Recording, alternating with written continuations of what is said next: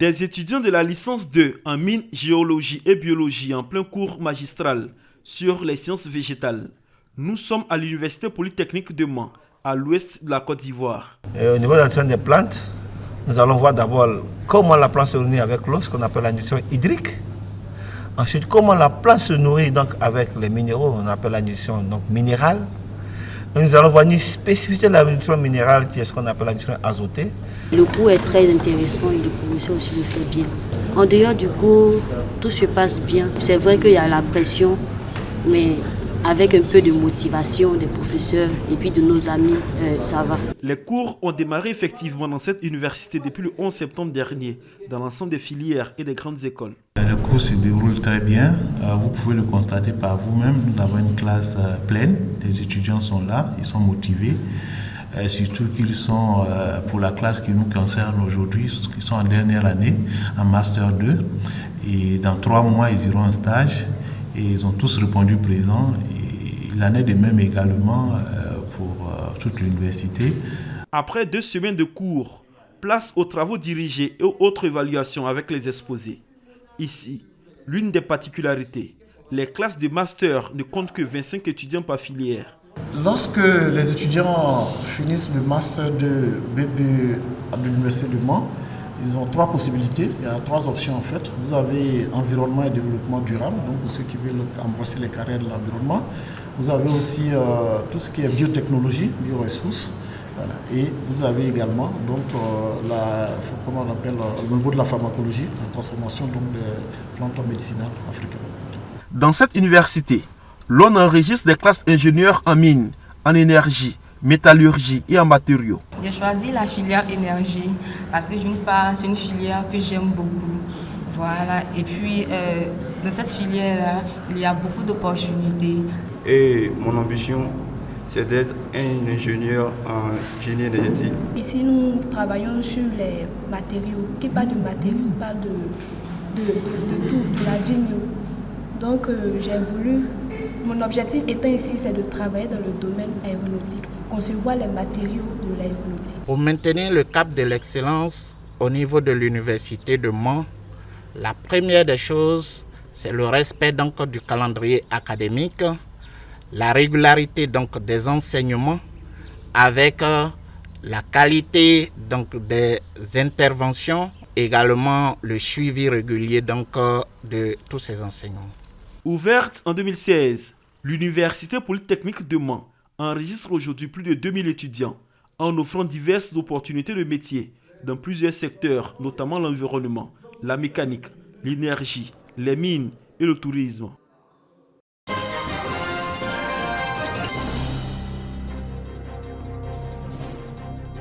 Groupe scolaire Tanya St. James Elementary School, un nouvel établissement pour les écoliers de Kpakoko, village situé dans la localité de Divo, région du Lodjibois.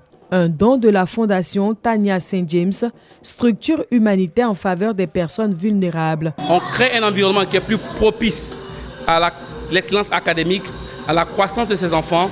Et alors, notre vision, c'est de forger les leaders de la future génération, non seulement de la Côte d'Ivoire, mais aussi de l'Afrique.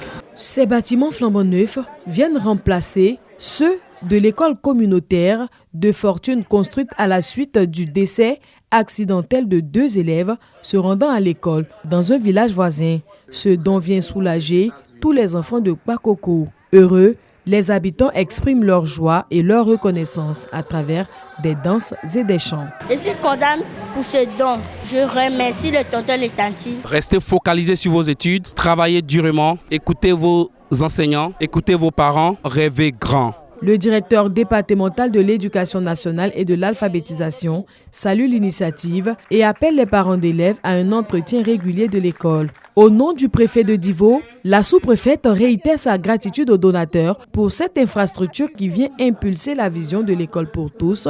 À nos chers enfants qui vont apprendre dans cette école-là, je voudrais vous demander d'étudier, produire de bons résultats pour être des cadres de demain. Cette école qui comporte 6 salles de classe équipées de tables-bancs fonctionne à l'énergie solaire et dispose d'une cantine et des latrines.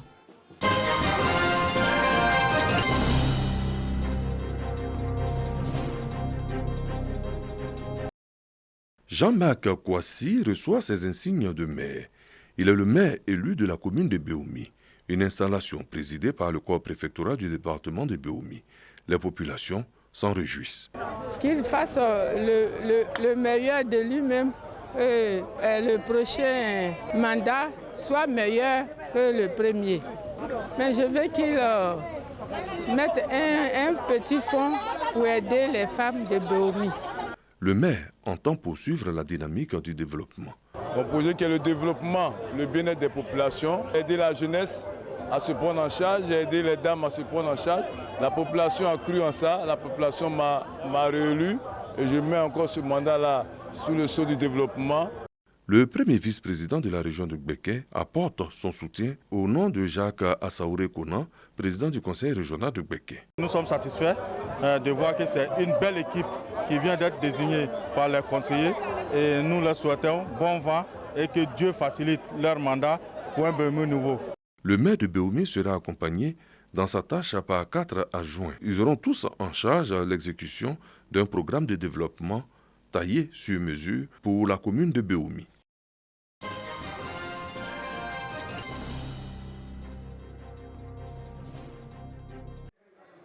Les charges de la commune remises par son prédécesseur au nouveau maire de Kokumbo dans la région du Bélier. Une passation certifiée par le préfet Germain Nguessan-Kouakou qui met ainsi la nouvelle équipe municipale en route pour le développement de Kokumbo et l'épanouissement des populations.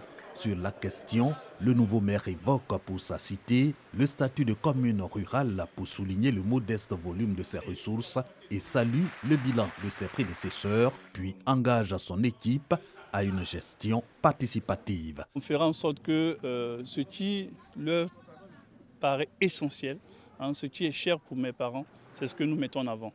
Et donc on sera vraiment à leur écoute. C'est ce qu'ils veulent qu'on fera. On ne fera rien qui soit au détriment de nos parents. Avocat, Noël Faustin Kwame est élu maire de Kokumbo depuis le scrutin du 2 septembre dernier qui consacre la victoire du RHDP dont il était tête de liste. Il conduit une équipe pluricolore de 32 conseillers municipaux, dont 4 adjoints au maire, qui l'invitent à l'unité.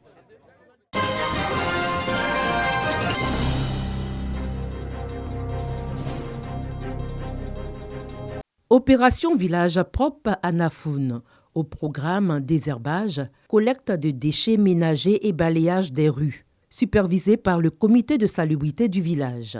En créant ce comité, le sous-préfet de Nafoun entend assainir l'environnement et susciter la culture de sa protection. Nafoun, village propre, marque l'ouverture officielle des activités de ce nouveau comité. L'idée du sous-préfet de Nafoun, les femmes, les jeunes, les vieux, tout le monde, l'engagement qu'il a pris envers de Nafoun, nous aussi on s'engage pour le accompagner.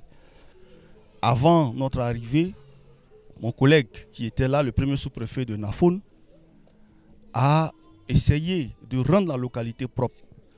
Comment pérenniser ces actions-là? Il fallait créer donc un comité de salubrité pour que ce comité travaille à ce que notre chef-lieu de sous-préfecture soit propre. Chaque être vivant doit rendre son cadre de vie sain, propre et agréable. Le comité villageois de salubrité de Nafoun reçoit du matériel pour mener à bien sa mission.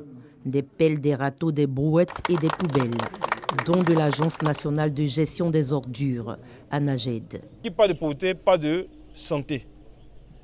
Donc on ne peut pas vouloir être en bonne santé et ne pas être propre. Donc j'exhorte nos parents à faire de la pauvreté un instrument de vie. Après Nafoun, 5 autres villages sont également mis en mission de salubrité. L'objectif est de faire de la protection de l'environnement l'épine dorsale du développement socio-économique de la sous-préfecture de Nafoun.